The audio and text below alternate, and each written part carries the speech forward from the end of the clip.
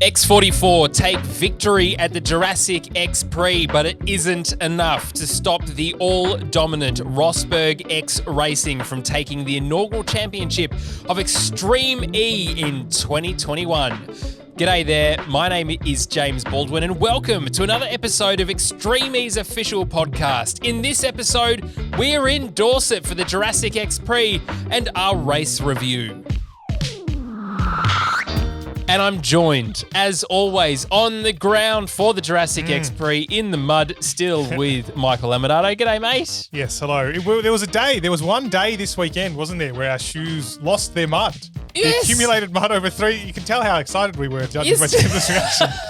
And they were cleaned by some good men on the Extreme E ship. And but unfortunately, it was Saturday and Sunday we had to come back. And now they are filthy. Now they are dirty again. Because that is how muddy this tank testing ground is. In some places, it was knee deep, which is more mud than I've ever seen in my life, I've got to be honest with you. And that really has been the theme of the weekend, the mud. Absolutely right. And look, an incredible weekend to be here, Michael. I thought we should reflect a little on what's been going on, of course, on the ground here. We've been very lucky to be able to join a lot of people. We've had some great chats for podcasts that you will be able to listen to, dear listener, in the next couple of weeks. But the San Helena absolutely was a big vibe, wasn't it? Yes, well, very big, because it's a huge ship. It's a very big vibe. Incredible to see it up close, that the fact that everything operates from that ship. It is almost like the nerve center of the sport. Of course, everything decamps for the race weekend to the circuit, the track area. But for the rest of the year, everything just exists on this ship. It's got a small crew that powers it around the world.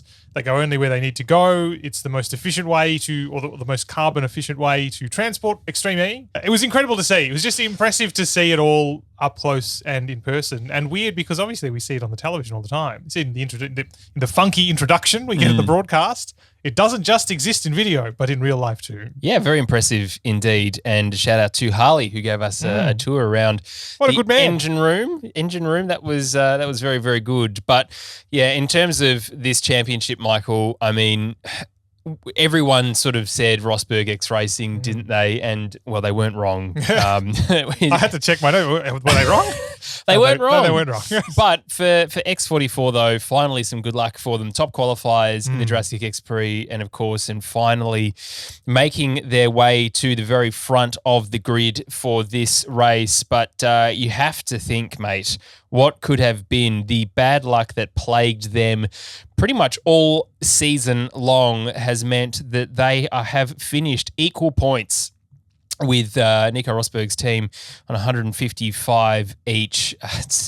There's just so many connotations. This is the 2021 vibe, I think, in terms of championships, is just finishing on equal points and having countback. It's exactly what happened in the Rallycross final, of course, with Timmy Hansen and with Johan Kristoffersen. Johan, though, coming out on top in both instances here, but absolute domination by Molly Taylor and Johan as well. But the vibe on the ground, Michael, because we arrived here, of course, with the notion there was 16 points between the top two teams, and Rosberg X Racing was theirs to lose. Timo Scheider in the preview episode said that it was theirs to lose, absolutely.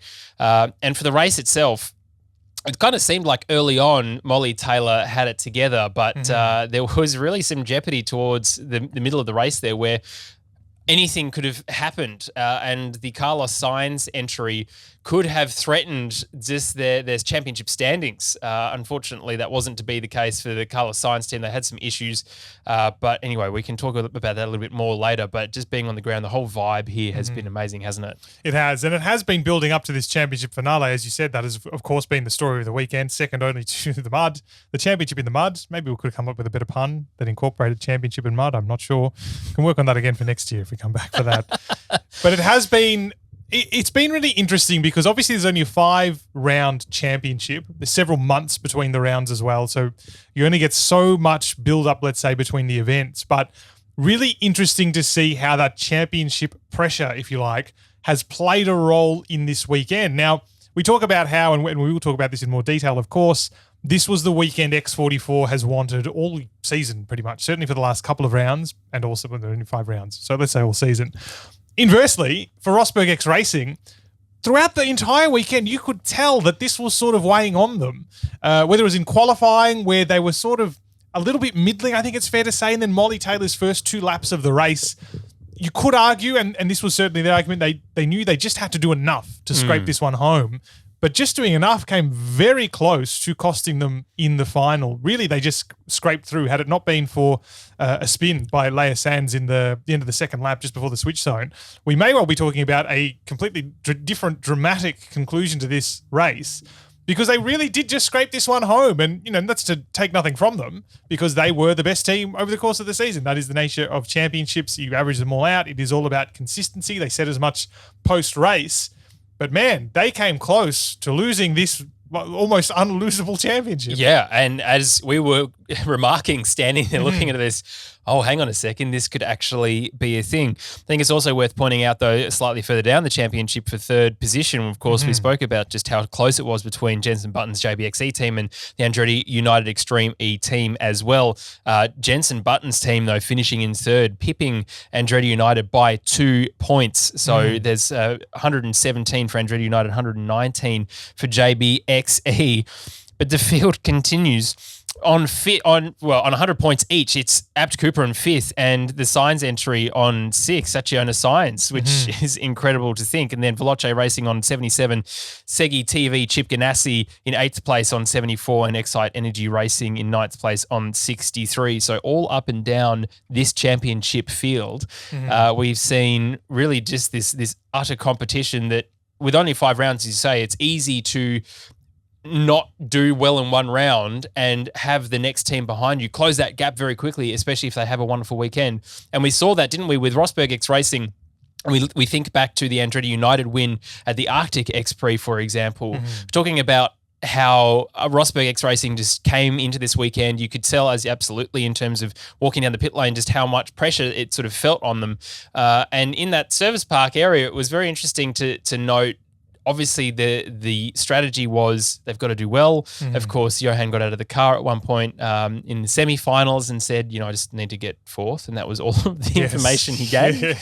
But if you look back over the last couple of races, of course, we've had Molly roll twice in the two in round 3 and round 4. So she couldn't afford to do that again, absolutely, because that would have cost her time. And we saw reliability issues with the car for Johan in Greenland. So I think absolutely coming into this race, especially the final, but certainly the semi-finals as well, with that understanding that all they needed to do was get into that 4th position and try to bring the car home as gently as possible, was really noticeable because, as you mentioned, Molly really was just taking it very carefully. If you look at the jumps, of course, she wasn't full sending it, wasn't doing the full Sarah Price that we saw early on this weekend. Goodness me. To send it over. So I think it's an interesting way to round out the championship with for first and second and 5th and 6th on exactly the same points. I think that's an interesting way for the championship to unfold. But for X44, though, you cannot rate them highly enough. The drive for Cristina Gutierrez, the first couple of laps that she did was incredibly dominant straight out of the box. And Seb Loeb, of course, the king, he's going to get into the car and absolutely dominate as well. But yeah, just what a thrilling final, mate. Yeah, it's really interesting, isn't it? Because as much as, of course, Rosberg Racing won this championship and they won it by being the most consistent and you got to be there when it counts. Ultimately, that's what motorsport is about.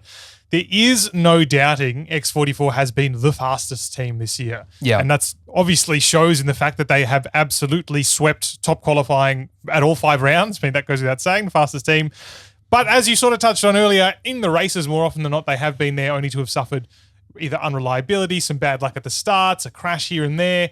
That is motor racing as well. But the speed that this team has, the combination of Gutierrez and Loeb, is really impressive. It is such a shame that they've missed out only just. But by that same token, I can't wait to see if this pairing can battle it out again next year.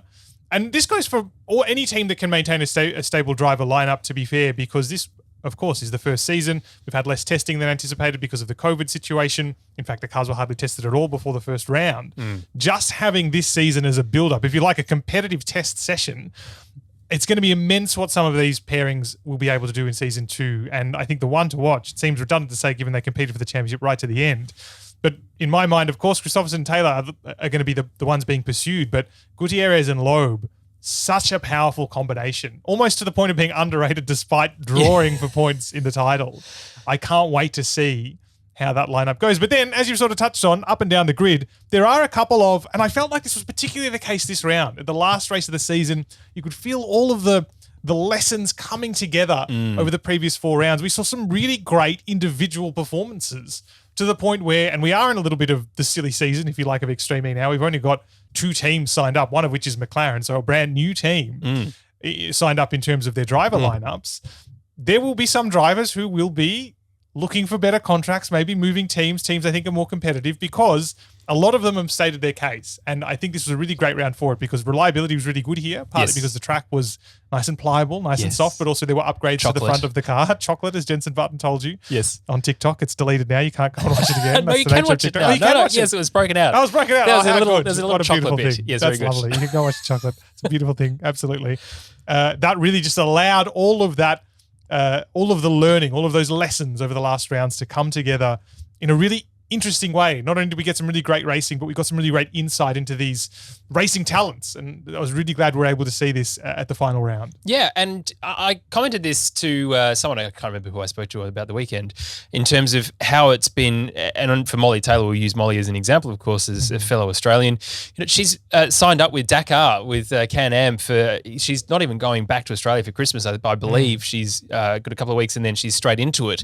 That the platform that Extreme E has given the female drivers this year, I think, has been phenomenal. And of course, because she's been winning, the attention certainly has been more on that point. But, and a slight spoiler alert, we did speak with Christine GZ just a couple of hours ago here, which will mean absolutely nothing in the world of podcasts when it comes out. But part of I hope 2036 is going well for those people listening in the future. Part of her story was that she didn't have that level of support financially or anything else to bring, but she had hard work and a good work ethic and incredible driving skills, as we saw in qualifying for that Excite Energy team car this weekend. And that's one of the beautiful things that I think, and I'm really, really happy about that to see with Extreme E, is just this awareness now of these incredible female talents that otherwise would not have had that same level of playing field that we've seen in the last couple of weeks. So for me, it's been fantastic. It is well and truly silly season now because there's only 8 weeks until the next round. Yes, there's hardly any time at all. Between third and fourth round, there's a longer period between now and the beginning of the next round. So who will go where is absolutely very interesting. As far as I know, we only have 2 teams confirmed for driver lineups. That is Andretti United, who confirmed both of their drivers quite early on this season, it has to be said. And of course, McLaren with Tanner Faustin coming in, brand new, of course, this season, but has been doing plenty of testing recently. And Emma Gilmore, who has done an amazing job filling in for Jamie Chadwick in that Veloce car. Absolute fantastic signing, of course, and a great story around the McLaren. I'm sure we will talk with both of them next year on the podcast and delve deeper into that story. But it really then highlights the rest of the field, who goes where and why. I think it would be silly for X44 and Rosberg X Racing to be maybe changing their lineups, but in terms of the talent up and down the field, there's just so much of it. Yeah, and it's great, isn't it? Because coming into a brand new sport, you never know whose skill set is going to suit this fairly unique setup. I mean, these cars are unusual. They are unique. They're massive. The way they behave is unusual. And of course, many drivers in this field haven't driven electric racing before. I thought it was really interesting listening to Kevin Hansen after the race saying his adjustment, having never raced electric before, was that now he treats the engine as part of the chassis. You don't tune the engine in the way you do a combustion engine. His biggest learning curve has been using the engine completely differently in the way that the car is set up. It's been a real rearrangement of his thinking pattern to figure out how to get the most out of this car. And he also said, and a couple of the drivers noted this as well, that over 5 rounds, most of the drivers have converged onto how to get the most out of this car. So technically, it's only really from now on, and admittedly, there will be some changes to the car for reliability and performance issues for the next season, which maybe means this resets this a little bit, but it's really only from now on that we should see the best of the drivers because the car's been figured out now. Again, to go back to the point, very little testing, which means the only testing you get, I mean, realistically, drivers get only, a handful of laps over the course of the weekend? It's not very much. No. If you can't learn anything in that, you've got to only add all those things together over weekends, and then you can sort of relaunch, if you like, reboot your campaign, and that's what we're going to see in 2022. So it is going to be really interesting to see how this series evolves because it's a slow evolution, if you like, just by nature of having so many rounds. but it is moving, and you could really get the sense of it after the end of this season. Yeah, and I mean, the end of the season was fantastic to watch in itself, wasn't it? Should we talk about the crazy race now in the finals? Of course, the qualifying as well was incredibly interesting, and there's no real surprises here that top qualifiers, again, as we mentioned, were X44. But this is how it all played out, though, as we walk into what then set itself up to an epic final round, of course, for the semi-finals, both semi-final 1 and 2, and the crazy race. 3 teams each in these 3 races. So let's start with the first race, with the crazy race. Andretti United, Chip Ganassi Racing, and Excite Energy Racing. I mean, in terms of powerhouses, Michael, this was an interesting one because it's the first time I think that we've seen Andretti United down in the crazy race. Normally they performed incredibly well. When it comes to the qualifying performance, though, it's worth mentioning that Timmy Hansen found a tree. It was an offline tree. It's not an online tree, was it? That's not how that works. They don't connect them to the internet. No, but it was interesting, wasn't it? Because it's not really a mistake that we see from him very, very often. And of course, the team as a whole, generally fantastic, a great pairing as well, as we can say for pretty much all of these teams. But for the crazy race, though, that's where they found themselves as a result because they were stuck in the tree, had to try and reverse out, couldn't get the gear. There was a long time, wasn't it? And a lot of front-end damage, it looked like, to the bodywork that the mechanics, and shout-outs to the Andretti United team who worked exceptionally hard to get that all put back together again, of course, to then put themselves back here because we've normally seen that Veloce Racing down towards the back as well, but they found themselves in semi-final 1. So for the crazy race, absolutely, it was incredibly important for Andretti United to try and get themselves through to the final to try and get that 3rd position. Of course, we now know that didn't happen, but when you try and you put that pressure, I think, on Katie Munnings and Timmy Hansen, it's just like a diamond when it comes out the other side because they really come together as an excellent team, don't they? Yeah, and I think really what we see in qualifying from that crash was the fact that this was almost the shadow championship, if you like. That battle for 3rd was really tight. They were both, I think they were mathematically in contention for the title, but ultimately we knew that wasn't going to happen. It would need something extremely unusual to have won the championship. So the battle for 3rd was where it was. They were really rapid in qualifying. That crash happened when they were only 1 second off the lead. And they were really gunning, you can tell. And I've really enjoyed the contribution of the Continental Traction Challenge as well this season. Ultimately, it did play a role in the championship. Not quite enough, but it did play a role. And they'd just taken it in qualifying too. Of course, those 5 points could well have benefited that team in its battle with JBXE. At that point, it looked like it was. Ultimately, it was taken off them eventually. But they crashed shortly afterwards. Timmy Hansen crashed. And that just shows you how much the limit they were trying to battle for 3rd. But as you say, backs against the wall in the crazy race, pretty much dominated. It was pretty straightforward for them. They were helped a little bit though, weren't they? Because we saw, unfortunately, as we often do in the crazy race, Segi TV, Chip Ganassi, no fault of their own, I think it's fair to say. This was almost one of the highlights or lowlights, depending on how you want to look at it, of the weekend in qualifying, was the power steering issue that struck when Kyle LeDuc was in the car in Q2, I think it was, wasn't it? He was at the changeover as well. It was shortly after the switch. It was around, maybe it was turn 1, and something just went, it just failed. And he completed the lap. Wasn't that slow at the end of the day either, but was unfortunately too slow to qualify any higher. But seeing him wrestle, I think our Extreme Instagram channel described it Hulk mode, but it was even more than that, if you could imagine. Wrestle the car without power steering, gritting his teeth. You could practically see his veins bursting from his face for the exertion required to wrestle an Odyssey 21 around a muddy track like we have at Bovington. It just shows you how committed this team is. It's tempting to believe a team that has frequently been at the bottom is phoning it in. I mean, we know they almost won last time out in Sardinia anyway, so we should know they're not phoning it in, obviously. But this just really served to underline how much he was pushing, how much that team was pushing. Unfortunately, that meant they were in the crazy race. The crazy race did not work out so well for them. They got only an equally good start as Excite Energy. In fact, Ollie Bennett just about pipped. In fact, he did pip Kyle LeDuc and held him up. It was only around half a lap, 3/4 of a lap, but it was enough to it was enough to let the gap grow at the back to Andretti. And it meant even though at the switch that Sarah Price did close in really good, it was a really great second stint, really great final lap from Sarah Price, really rapid. Mega. Came very close to upsetting Andretti, but too much damage had been done early in the crazy race, which meant Andretti went through.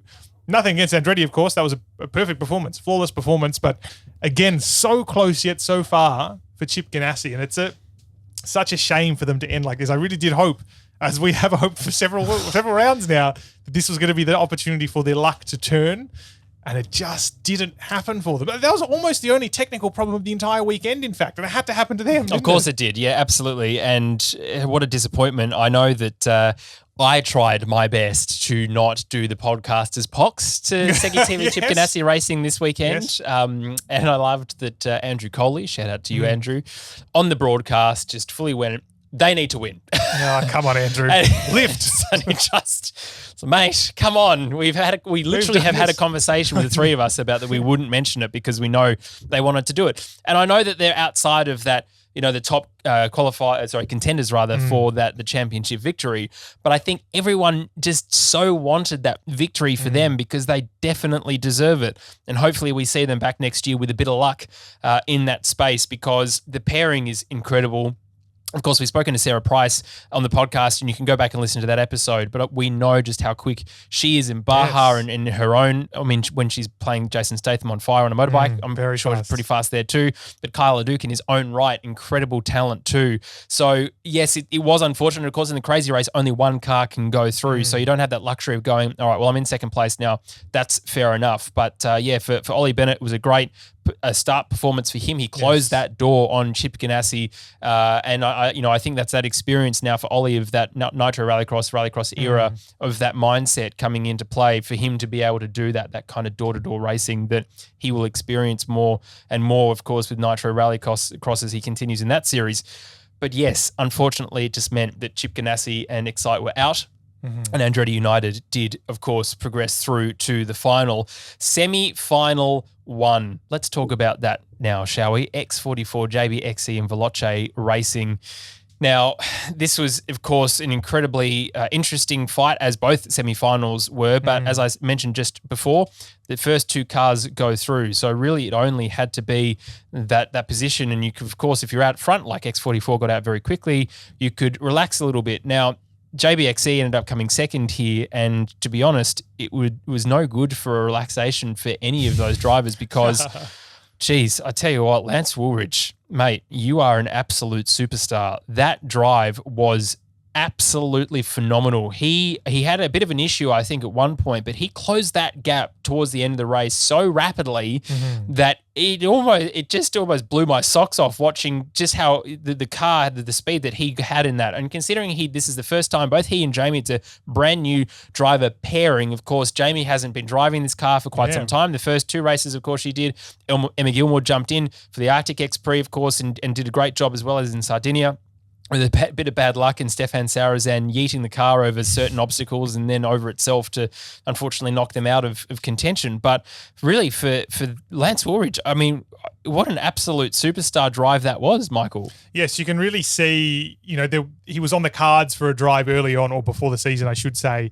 And you can see why now. It's such a shame he's fallen through the cracks. Of course, we've had a whole rotation of great drivers for the sport. There's nothing bad about that. But how great that he finally had the opportunity to get in this car, because we saw a great performance. Again, first weekend in this car, extremely impressive stuff. He did have a problem early on in this race, dropped way off the pack. And I mean, I was thinking, well, this is probably over for him now. And that's no disrespect to him, purely it's because his first weekend in the car.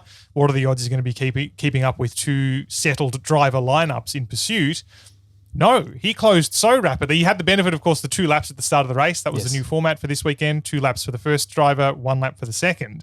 But by the end of that second lap, he was right in there. That team was in contention again. Outstanding drive. What can I say? Outstanding drive and a great arrival for Lance Woolridge in Extreme E. Superb that we finally got to see that happen. Unfortunately, it wasn't enough, though. It just wasn't enough because they had lost that much time. At the switch, Jamie Chadwick jumped in, couldn't make up the difference ultimately, but nonetheless a really fighting exit, if you like. I know no team wants to hear of a honourable loss. No one likes that, but this was a real fighting exit for them in semi-final 1 up against very stiff competition otherwise. X44 and JBXE, we know, 2 of the stronger teams, let's say 2 of the more consistent teams. But nonetheless, really strong performance. I really liked Sebastian Loeb in this, though. Yes. Because, of course, this race was probably the highlight of the weekend, I think. Yes. With no disrespect to the final, where the championship was decided. This has sort of had everything. It had it all. Semi-final one.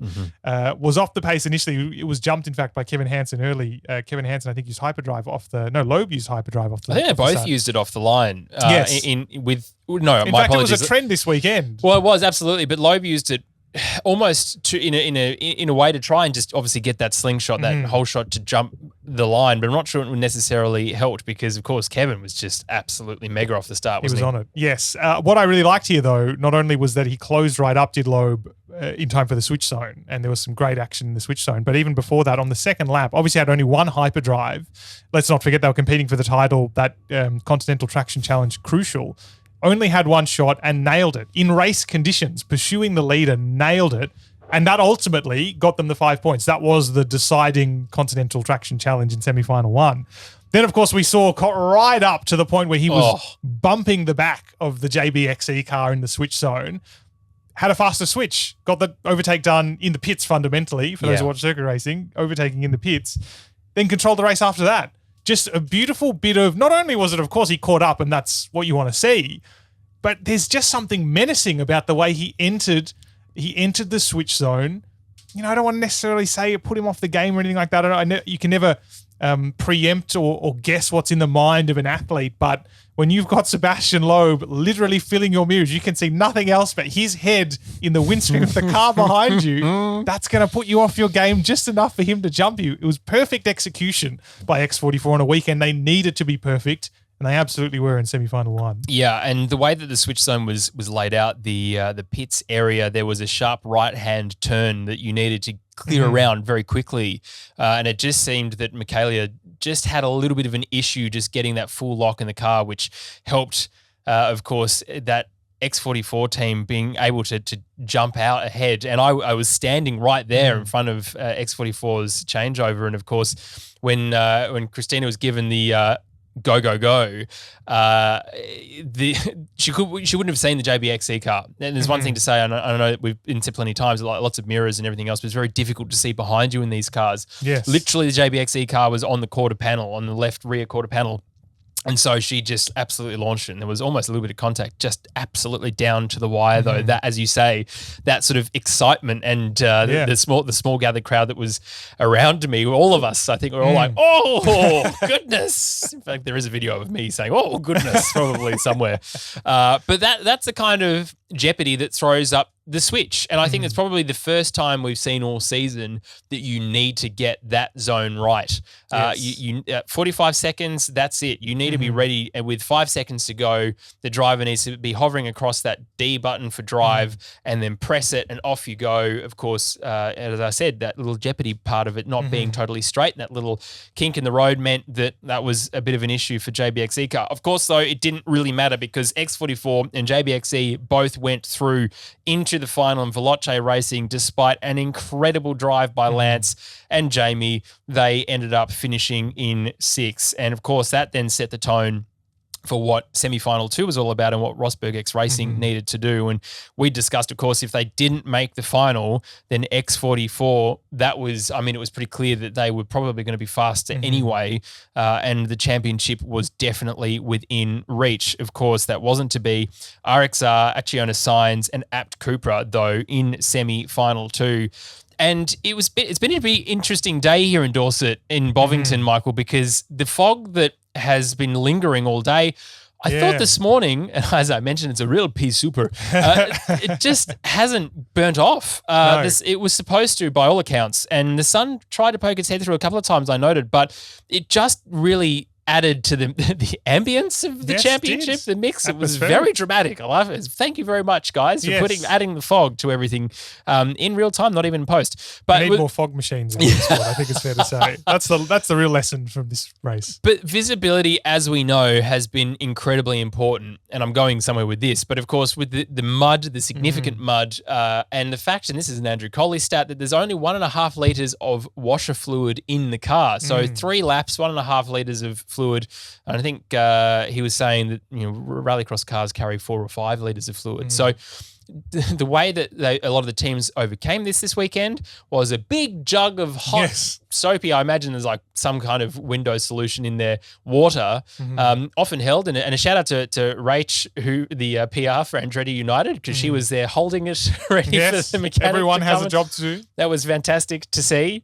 But to throw it over, to help clean the window. But that wasn't very helpful, unfortunately, for Abt Cupra, who didn't get a great start, it has to be said, in this semi-final too. Rosberg X Racing got a great start away, and Ekstrom, though, was sort of closed a little bit the door by Carlos Sainz, and then it just got very muddy and he couldn't see a thing, Michael. It's surprising this is the most muddy incident we saw all weekend, to be honest, because by the time we got to Sunday for the semis in the race, it had dried out a little bit, compared to Thursday, Friday, or Wednesday, whatever, it's been a long week, whatever day it was that the weekend started, where it was really sloppy. The entire track was very, very sloppy. It was more than simply mud. There were puddles of this stuff, water, I suppose you'd call it, on top of the ground.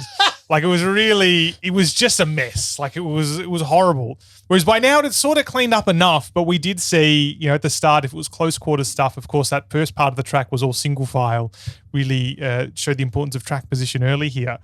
But Matthias Ekstrom just got this huge wad of mud straight onto the windscreen. Windscreen wipers couldn't clear it. We've actually seen, again, I haven't thought that much about wipers in Sardinia, but they were in action perpetually here, and they were doing a very good job, combined with, of course, the solution on the windscreen to repel water, I suppose. There's just too much mud in this combination, I suppose. The solution is going to do nothing. The solution, it does nothing. There it is. The windscreen wipers couldn't do enough, rear-ended Carlos Sainz because he just couldn't see him. Yeah. Could not see what was happening in front of him. That, unfortunately, the nature of it. It wasn't a massive impact, of course. It wasn't as if he took them off, but did enough damage to the rear of the Sainz car in that he lost a little bit of rear bodywork. Of course, as well, the Abt Cupra's front car was a little bit damaged. Didn't look like heaps to begin with. But then when he went over the knife edge, the great feature piece of this track, a massive jump fundamentally. Yeah. Can't go wrong with that. The bonnet just flipped up, disappeared, went away, came off the car, and continued racing. He did. Credit to him. And it was almost that Timo Scheider moment, wasn't it, where the bonnet flipped up, and I said, oh, thank goodness. Even Coley was like, the bonnet's come off. Result. Yes. Yes. Which you wouldn't normally think of that being a good thing, but yes, if it stays up on the windscreen, of course, then that's no good. Doesn't matter how much window solution you've got. Yeah, that's going to do nothing for you there. The bonnet as well. But again, it wasn't, as you say, and it wasn't anything that was on purpose at all. He just literally couldn't see. I think Carlos hit the brakes at one point to try and enter the corner, and Ekstrom just couldn't see it. It didn't really hamper the Sainz effort, I don't think, anyway. Well, of course it didn't, because they ended up coming in second. But coming then into that crossover, the switch over, I should say, it just looked like Abt had sort of said, okay, well, that's kind of enough. We're not in it. Do we necessarily need to send this car out? They waited it for quite some time in the switch zone.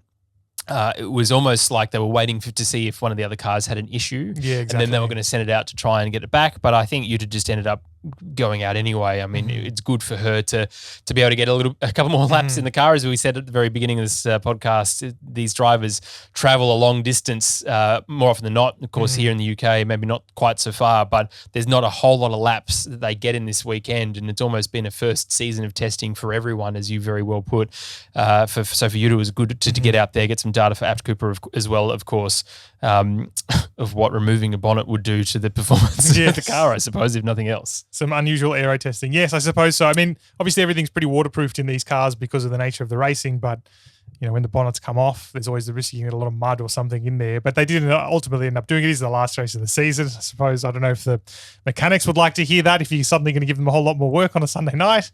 But that was the way it happened. And unfortunately, it meant that they were out of semi-final 2, but it was a very easy, straightforward victory for Rosberg X Racing. Exactly what they needed to do, the bare minimum, that is, to make it through and give themselves a decent chance of winning the championship in the final. Yeah. Well, let's talk about the final now, Michael, because look, this was really Rosberg's to lose, as we said earlier. They had to get fourth or better to ensure that they won the championship. Seb Loeb's completion of the traction challenge and winning that in the previous race really threw that jeopardy up, meaning that, of course, it brought them a lot closer to that point. If they didn't have that, it would have been incredibly difficult for them to have closed that gap. But again, there was everything to play for. And as we said, it looked like there was an issue with Molly Taylor on that Rosberg X Racing car to begin with. But we had a slightly different change to how everything ran this weekend. Of course, 3 laps, but it was mandated by the sport. The female drivers would start and complete those 2 laps, with the males, of course, finishing with the 1 lap. And the start was incredible. Gutierrez, of course, using her hyperdrive off the line, which she just wanted to secure that front position. And there was a lot of barging around, of course, 5 cars. It's the first time, of course, we've seen all 5 cars on the track at one time. And I actually think it was good racing. There was a couple of opportunities to overtake. Of course, going to the knife edge too, we saw JBXE have a full send moment to get past Molly. But it was good in that way, and the reliability thing didn't hamper anything to do with the final, which was good news as well. But really, it was X44, and then in typical fashion, Molly Taylor right in pursuit in second by the first corner.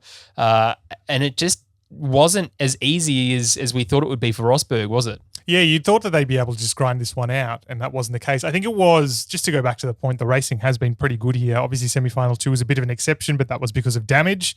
And in fact, I think it was Alejandro Agag who said after the race, that's something they need to consider with the regulations, is how do you create a format that means that it's not, one car goes out, there's pretty much automatic qualification for everyone else. So it'll be interesting to see how the rules are changed regarding that. But this track, in a sense, was almost perfect because it was pretty pliable, it was pretty soft for the car, which was good because it meant we didn't really get any reliability issues. Yeah. But it was kind of, and I think it was Timmy Hansen who said, there's one of the Hansens anyway. Who can tell the difference? Anyone can. They don't look the same. At all. But the names are very similar. Yeah. In fact, they're almost the same name. They were saying that it was a tricky track, but it was uncomplicated. So it was easy in the sense for the drivers to just try and find their limit, which I think is why we ended up getting very good racing, because it wasn't like you were just trying to make sure the car could survive the ruts or whatever the various problems we've seen in the last couple of rounds. And so we did tend to get this great final. What that meant, however, that it was much harder for Rosberg X Racing to just grind out this victory.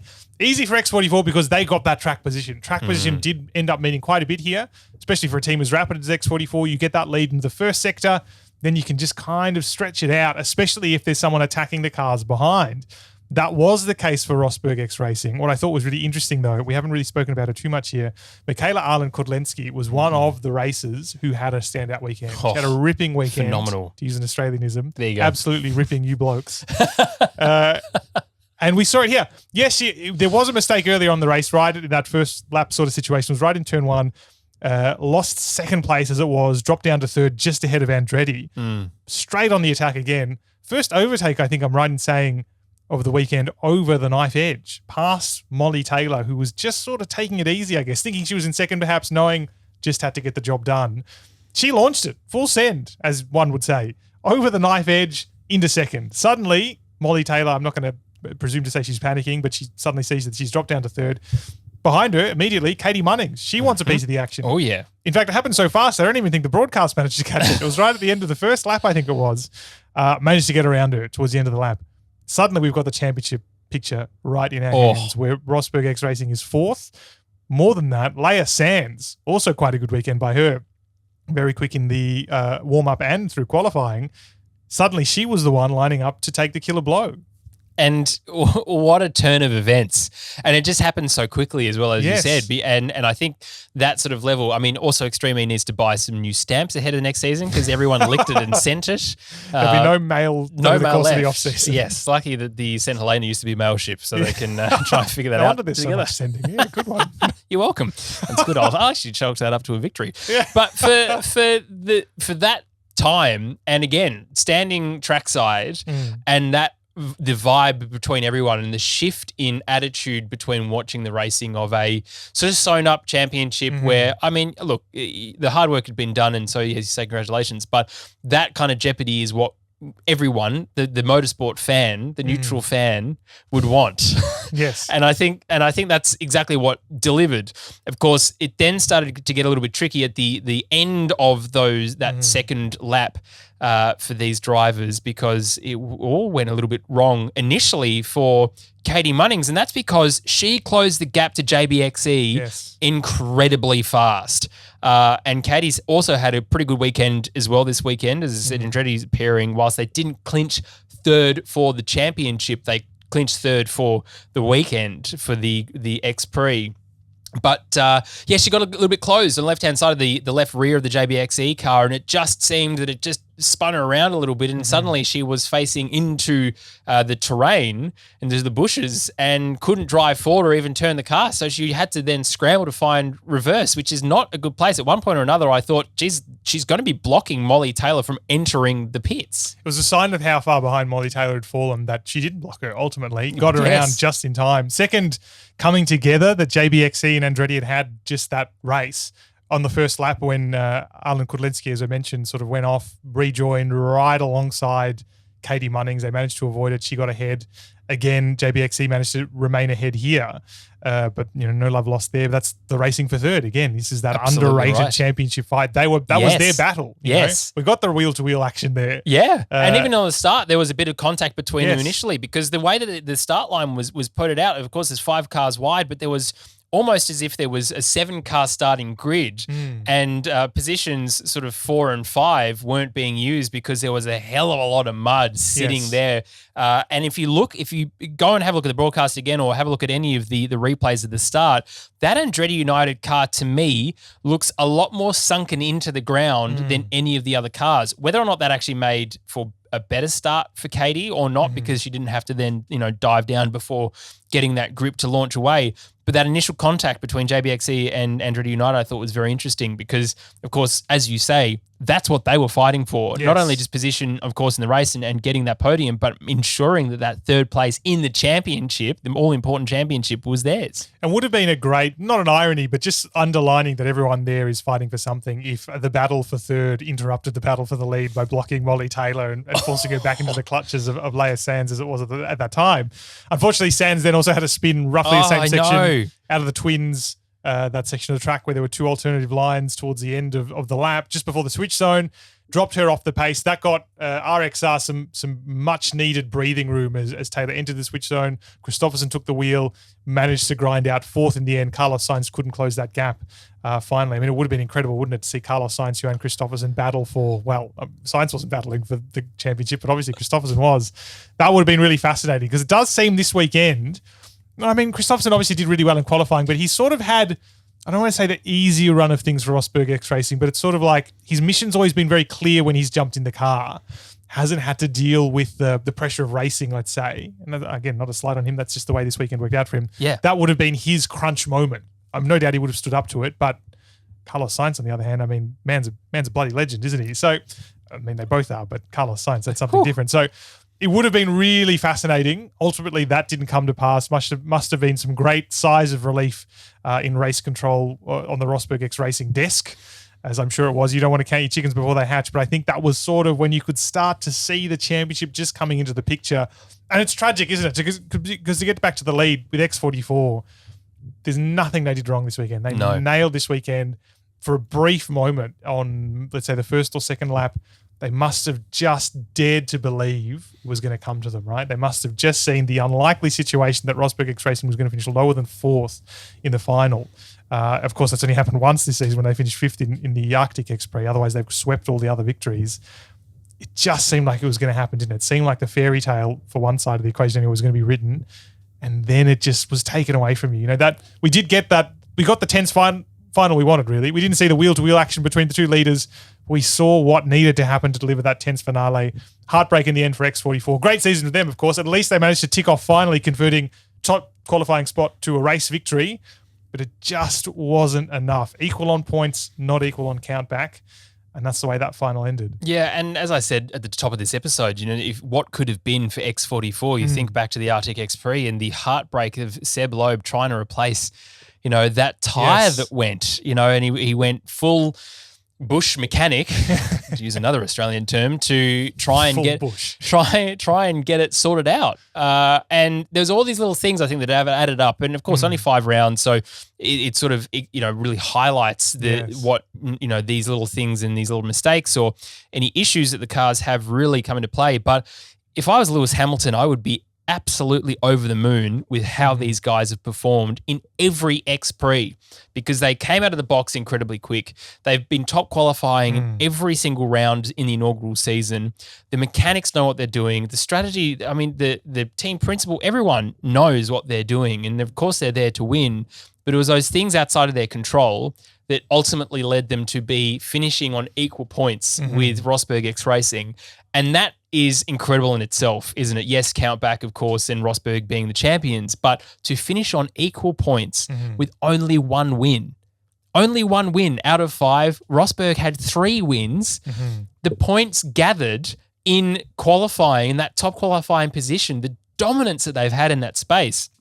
As I said, if I was Lewis Hamilton, I would be absolutely stoked at their performance. And yes, as you said, and it was slightly heartbreaking to watch because, of course, you win the race, but you didn't win the championship. It had eras of the opposite of what Lewis experienced in 2008. Yes. But for the team though, incredible job by them. A lot of hugging and high fives anyway in the switch zone, which was great to see from our point of view. But anyway, it wasn't to be. The very well deserved championship, of course, going to Rosberg X Racing and the wonderful driver pairing, of course, with Molly and Johan. Look, I just didn't want to make a mistake, and we weren't in a race really with any other cars as long as we could hold that position. So that was the most important thing. I probably could have pushed a bit harder, but I don't think it was worth the risk. I mean, fantastic. I mean, together with the team, a new team, new car, new series for all of us. So we learned a lot during the year, and we started off very good, and also in the end to be able to be champions. Of course, that's really, really nice, and you cannot do it in a better, more tense way than to finish on equal points.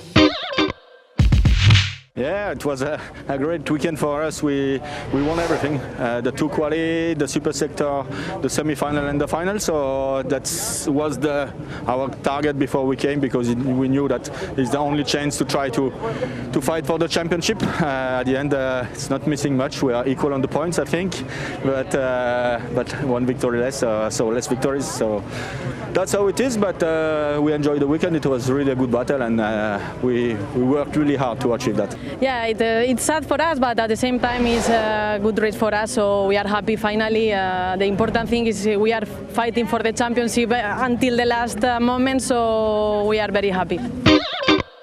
Well, it's been an incredible time here at the Jurassic Prix on the ground of Michael, as we have said many, many times. But of course, it's not all about the racing. It is also about looking at climate change, the environment, of course, and the lack of biodiversity that has occurred here in the UK. And one of my favourite moments for this entire period was the first day that we arrived. We were able to go out and build a beaver house. Yes. It was incredibly hilarious, to be perfectly honest with you, to see the drivers interact with each other. A wonderful time to get to know some of them personally as well. But Christine GZ and Jutta Kleinschmidt standing in a body of water in wellies. Yes.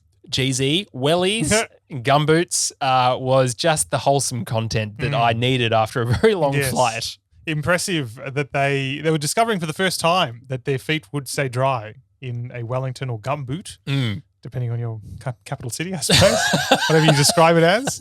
And they were very excited. I mean, of all the technology they encountered over the course of Extreme E, electric cars, all that kind of stuff, it's still important to be impressed by the simple things, I think. We should never live a life in which things no longer impress you.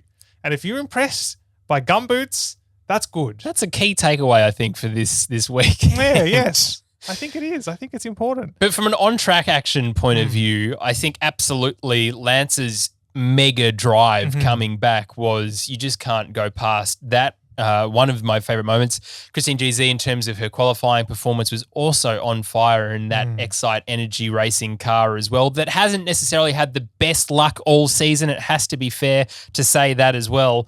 But of course, Seb Loeb in all of the mirrors, in fact, almost in the back of the JBXE car in that switch zone, was just so menacing. It was just, you could just feel the tension, and even just 1 or 2 seconds of a hesitation by JBXE, which ended up really happening in some form or another. The way that he did that was another king moment by Seb for me. Yes, if they had back seats, these cars, he would have been in it and somehow driving the car behind him at the same time.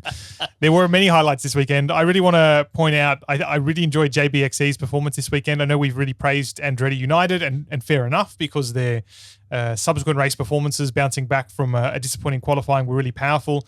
But I really enjoyed not only the team JBXE, but I really thought that Michaela Arlen-Kudlinski put in a really great weekend this weekend. She's had several great performances over the course of the year. In fact, ever since Jenson Button stepped out of the car, and good on him, because he is a great team owner. He is. He's not an off-road driver. Also very good at doing a Dorset accent. Beautiful. I mean, he's from here. He's allowed to. They haven't been off the podium. They have not been off the podium since that first weekend, and they culminated with the second place. There's an equal best second place this weekend. And that team's just clicking really well. They said it afterwards, part of it is that they've known each other for a really long time. In fact, Michaela was saying she was teaching Kevin Hansen to drift on ice at one point when they were 13 years old, something like that. But as well, of course, they speak the same language. Undoubtedly, that helps. The team has just really gelled successfully. It's super consistent, we've got to say. I mean, 4 times now in a row on the podium. That's ultimately what delivered them third place. And I thought Michaela's performances this weekend were really, really strong. And also, so was Kevin's, obviously. But I just really enjoyed, and again, to go back to that move on Molly Taylor in the final over the knife edge. Risky, because no one really found success on an alternative line over the hill. But she managed an overtake with it as well. I just thought that was really good. Yeah, so many good things have happened in this series. So many good things have happened on this podcast. And if you're still listening, well, it's just been so bloody great to have you here. Or, quite honestly, we love doing this, and we have loved being here.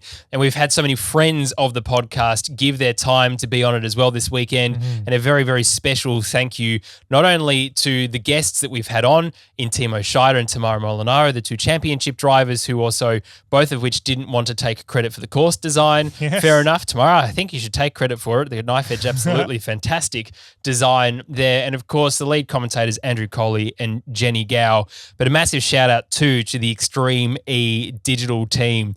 An incredible amount of people, or amount of work, I should say, by not that many people. And all of the stuff that you get to listen to and see, of course, through the socials is pushed through them. And a massive shout out to them and all of the Extreme E staff and contractors who have been here and endorsed in the Jurassic X Prix. It really is, the focus is trying to leave no trace. And whilst that might sound like just a talking point that you might see in a press release, that really is the case. They take absolutely great care to do that. Of course, this is in the UK. I can only imagine, Michael, just what it would have been like in Greenland, especially. And of course, we were lucky enough, and a shout out to Izzy as well, who took us around the ship, the St. Helena ship, last night as well.